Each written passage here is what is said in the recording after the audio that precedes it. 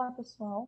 Aqui é o grupo 6. Nós vamos apresentar, então, o segundo trabalho dessa disciplina de computação aplicada em engenharia de produção 2.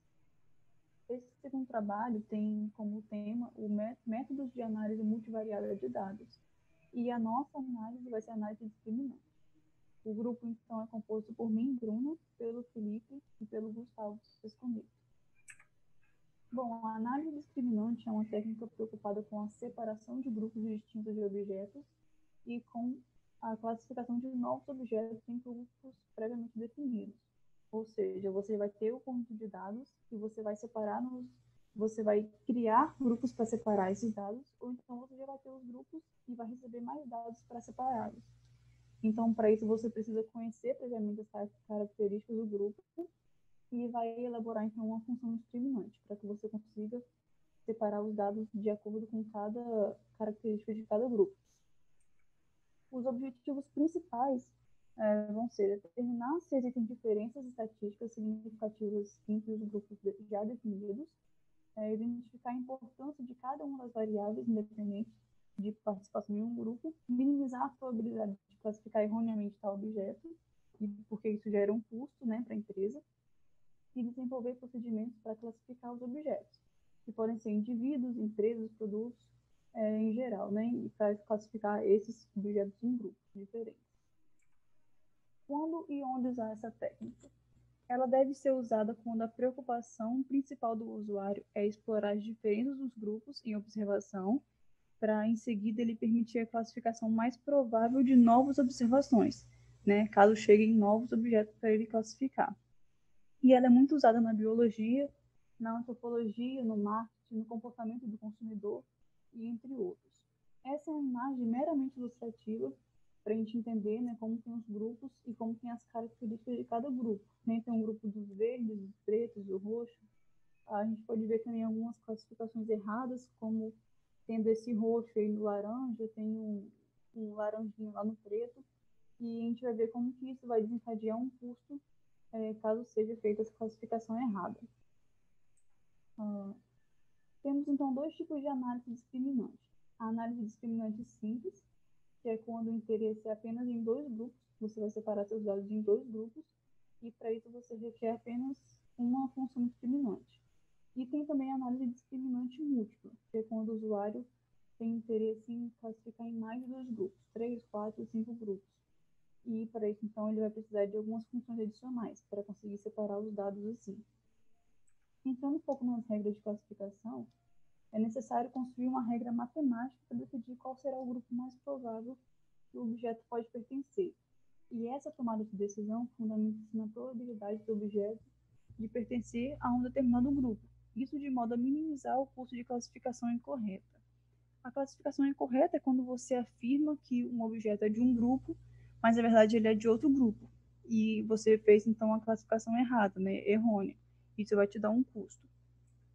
A gente tem aqui nesse slide dois gráficos. O primeiro, a gente vê os grupos A e B, e o valor C, que é o valor que vai discriminar os objetos, não está fazendo isso de uma forma muito eficiente, até porque a gente vê uma grande parte do grupo A classificado em B.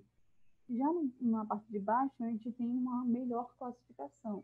Isso porque a parte lilás, né, que pertence a A, ela é um pouco menor que a de cima. Na verdade, ela é bem menor que a de cima. Então, ela faz uma classificação melhor, tendo um menor custo, né, de erro, ele erra bem menos. Então, a gente vai considerar F1 e F2 como funções de densidade associada ao vetor de variáveis x. Isso para a população π1 e π2, são dois grupos. O espaço amostral R1 ele é o conjunto de valores de x, dos quais os objetos pertencem ao grupo π1, e o espaço amostral R2 pertence ao grupo π2. E além disso, a gente tem o P1, que é a probabilidade prévia de π1, e P2 é a probabilidade prévia de um objeto pertencer a π2. E a soma desses P1 com P2 é o P. Nesse slide, a gente tem quatro possibilidades. Né? A gente tem a classificação correta e incorreta. Por exemplo, na primeira linha, quando ele é corretamente classificado como π1. A gente tem que o objeto P ele pertence a π1 e foi classificado como π1, então está certo. Na segunda linha, a gente tem uma classificação incorreta. Ele foi classificado como π1, mas na verdade ele pertence ao π2, então ela está errada. Na terceira linha, a gente tem que o objeto pertence a π2 e ele realmente foi classificado como π2, então ele está certo. Na última linha, a gente tem que o objeto foi classificado como π2, mas ele pertence a π1, então também foi feito de um jeito errado. A partir disso, a gente pode construir uma matriz de custos. Nessa parte dos PIs, né, na parte esquerda, a gente tem que a população verdadeira π1, ela foi classificada como π1, por exemplo, né, do lado direito. Então, a gente tem um zero, porque ela foi classificada certa. Ela pertence a π1 e foi classificada como π1. Se você olhar do lado direito desse zero, a gente tem que a população verdadeira π1 foi classificada como π2, e isso gerou um custo. Esse custo é o C2/1. Se você tem a população verdadeira π2 classificada como π1, você também tem um custo, que é o custo 1/2. E se você classificar o π1 como o π2 como π2, você não tem custo nenhum, por isso também tem um zero. Essa foi a matriz de custo. Então, assim, você pode estabelecer o custo médio de classificação incorreta, que é o SN. Ele você consegue multiplicando os custos por suas probabilidades de ocorrência, aquele P1 e P2 que a gente viu antes.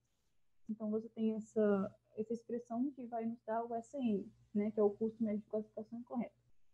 Então, uma regra boa de classificação dos grupos seria aquela que te dá o SN muito pequeno, o menor possível, porque isso significa que você classificou corretamente. E muitas vezes pode ser muito difícil especificar os custos de classificação. Por essa razão, é mais conveniente, às vezes, a gente assumir que a razão entre eles é unitária. Ou seja, o custo de 1/2 sobre o custo de 2/1 é igual a 1, né, que é igual a P2 sobre P1, isso valendo 1. Dessa maneira, então, é impossível ignorar os custos de classificação incorretas e escolher o R1 e R2 que minimizam o total de probabilidade de erro de classificação. Isso tudo é equivalente a minimizar o SN quando os custos são iguais. Bom dia, pessoal. Eu vou listar os passos necessários para a utilização desse método. São eles: definir os objetivos, iniciar o projeto de pesquisa, formar suposições, estimar o modelo discriminante e fazer determinação do ajuste global, interpretar os resultados e validá-los. Passando o slide. Começando pelo projeto de pesquisa. Nós devemos diferenciar as variáveis dependentes e independentes, escolhendo primeiro a variável dependente e depois selecionando as independentes. Nós também selecionamos o tamanho da amostra do menor grupo, que deve exceder o número de variáveis independentes, e após isso fazer a divisão da amostra. Nas suposições, devemos ter a distribuição normal das variáveis independentes. As matrizes de covariância devem ser iguais para todos os grupos. Devemos determinar a linearidade entre as variáveis e avaliar a significância estatística do modelo geral. No slide 16 agora. Para a estimação do modelo discriminante e determinação do ajuste global, o que nós devemos fazer? Nós podemos usar os métodos computacionais utilizando uma avaliação em que considere todas as variáveis independentes simultaneamente, sem considerar seu poder de distinção. Ou, de outro jeito, nós podemos usar um método de estimação passo a passo, quando cada variável é incluída por vez de acordo com sua força de discriminação. Ou seja, nós colocamos cada variável uma por uma em um ranking, né, colocando primeiro as que discriminam mais a função. Essa é usada quando há um grande número de variáveis. Após a seleção das variáveis discriminantes, podemos tomar funções discriminantes do nosso problema.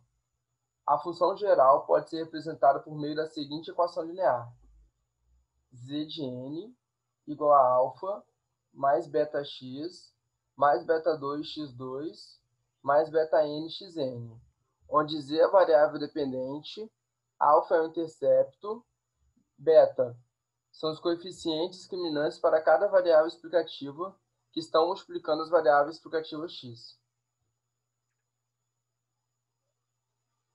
Dada P variáveis e G grupos é possível estabelecer um M, que é o número mínimo de funções discriminantes que são combinações lineares das p variáveis, de modo que a função linear difícil seja dada por z de n igual a w1 x1 mais w2 x2 mais wn xn, onde z é a variável dependente, w é o peso discriminante e x é a variável independente. Ainda nesse slide 18, a função lá em cima é m igual min g menos 1 de p, ou seja, o m é o número mínimo de funções discriminantes e g menos 1 porque nós temos grupos e o número de funções é o número de grupos menos 1.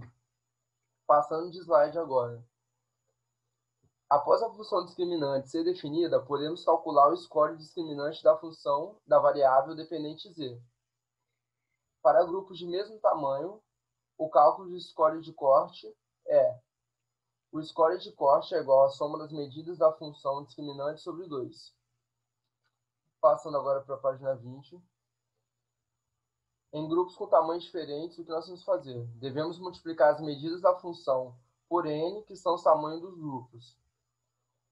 Normalmente, o valor de corte será o valor que minimize o número de classificações incorretas.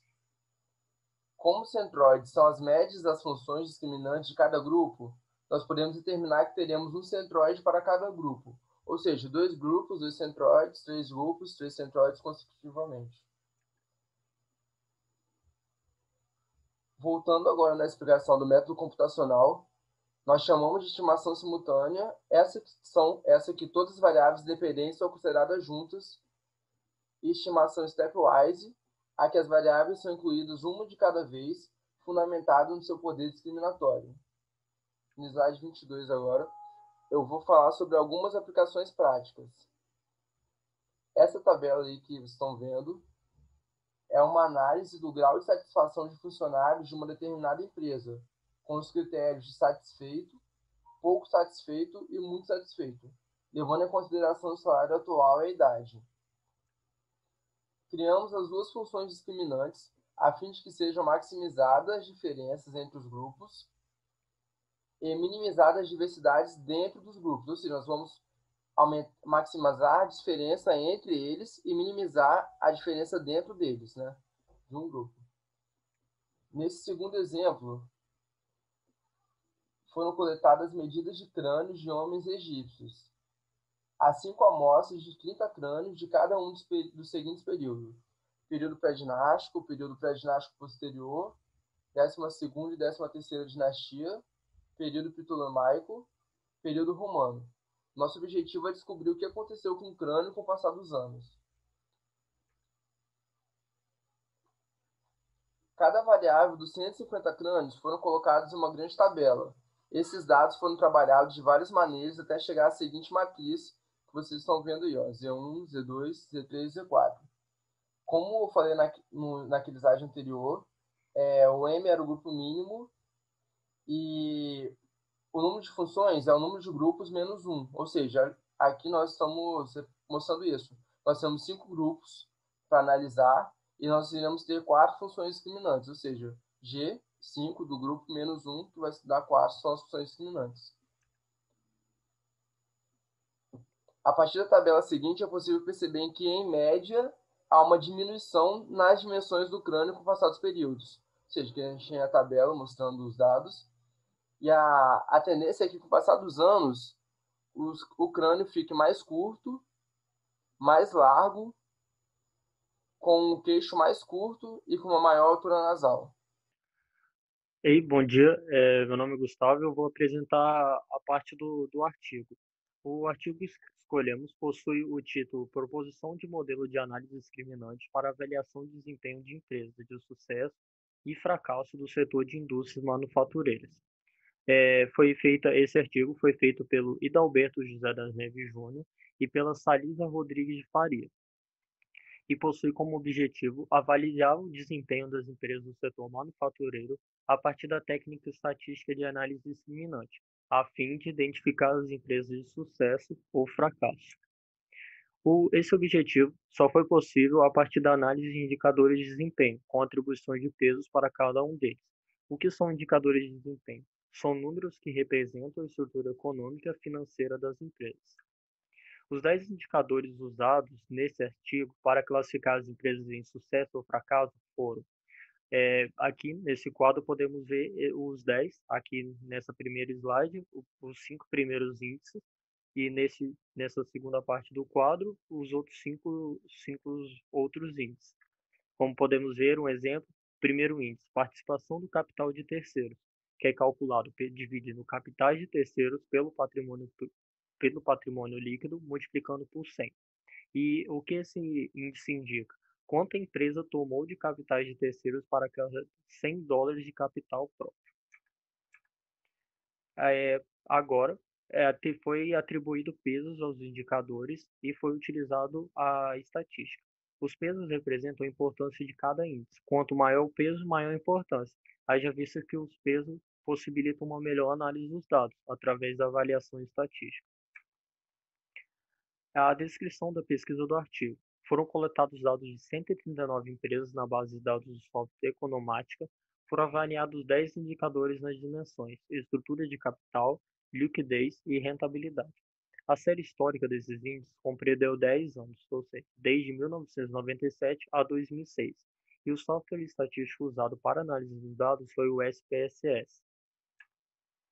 As 3 dimensões foram: estrutura de capital, que abrangia a participação do capital de terceiros, composição do endividamento e imobiliação do patrimônio líquido.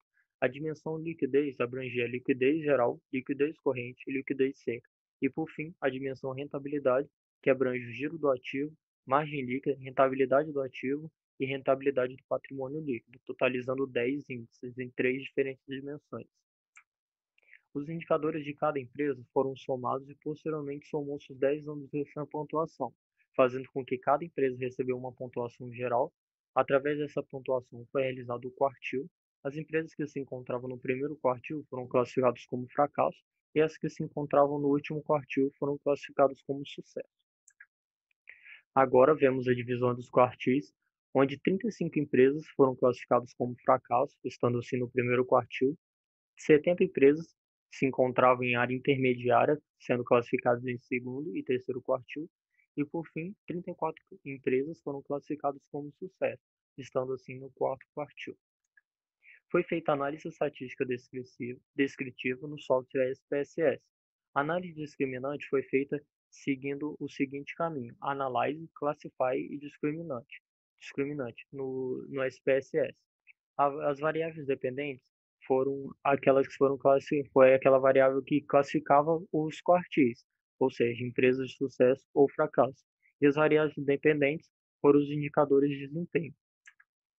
Como o nosso artigo não dispõe dos dados utilizados, utilizamos dados hipotéticos de 30 empresas para realizar a análise.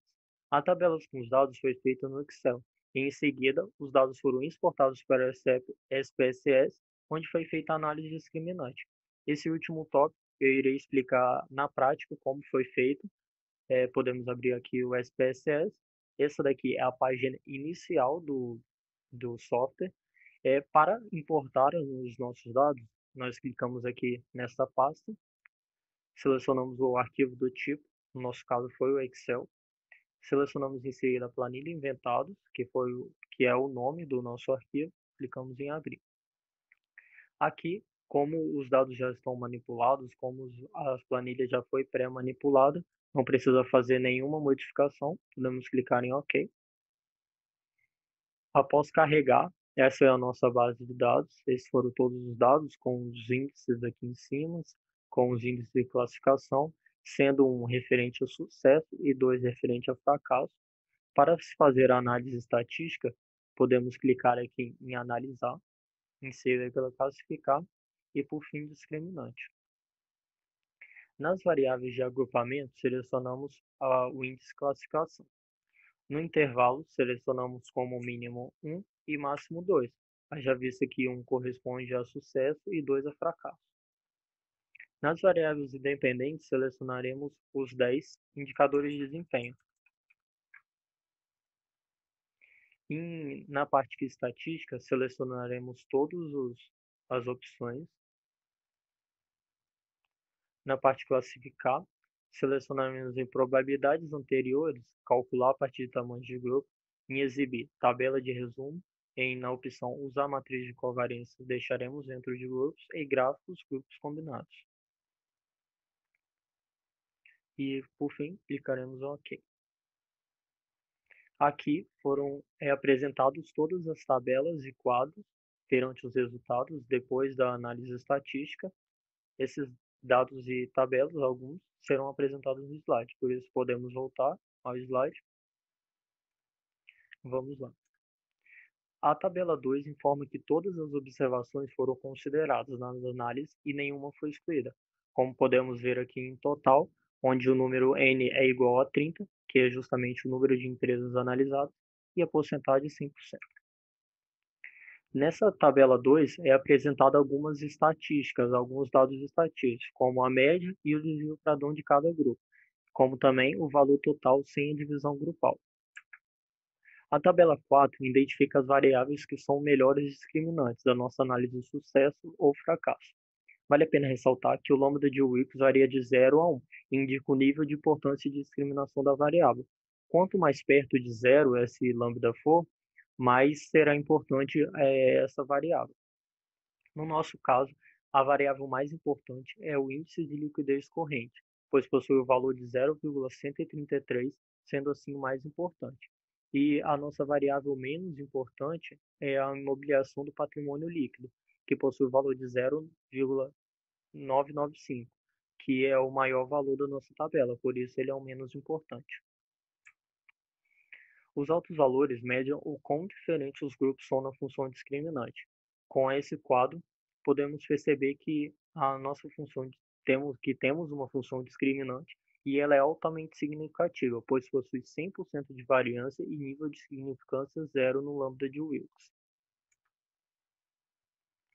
A tabela 5 apresenta os coeficientes não padronizados das funções discriminantes para cada uma das variáveis explicativas, tendo assim a nossa função de Fisher como z igual a menos 29,976, que é a nossa, que podemos encontrar na nossa última linha da nossa tabela. Em seguida, fazemos o somatório de cada índice multiplicado pelo seu respectivo peso. Como podemos perceber, o IPCT, que possui um peso de 5,692, por isso colocamos 5,692 na nossa função. E assim fazendo com todas as variáveis, obteremos essa função de Fisher. Por fim, a tabela 6 exibe que 100% das observações foram classificadas corretamente, ou seja, das 12 empresas previamente observadas como sucesso, foram confirmadas com essa característica, e das 18 observadas como fracasso, realmente têm esse atributo. Com esses dois gráficos, podemos confirmar aquilo que foi dito anteriormente. Esse primeiro gráfico foi feito antes da análise estatística, podendo observar na primeira coluna que 18 empresas foram classificadas como fracasso, e na segunda coluna que 12 empresas foram classificadas como sucesso. E no segundo gráfico, depois da análise estatística, continuou na primeira coluna 18 empresas classificadas como fracasso e 12 classificadas como sucesso. E o nosso trabalho encerra por aqui. Agradecemos a todos pela atenção e até a próxima.